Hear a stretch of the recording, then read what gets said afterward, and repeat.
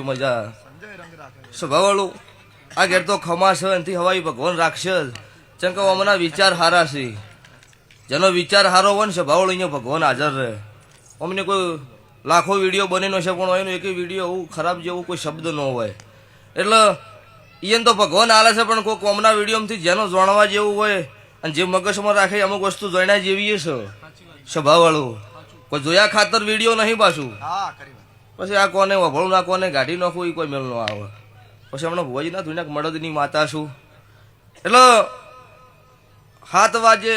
ખાઈને હોઈ જઈને ચોય કોઈને વાતમ ન આવે એ સ્વભાવવાળો એનો વિરોધ કોઈ ન કરે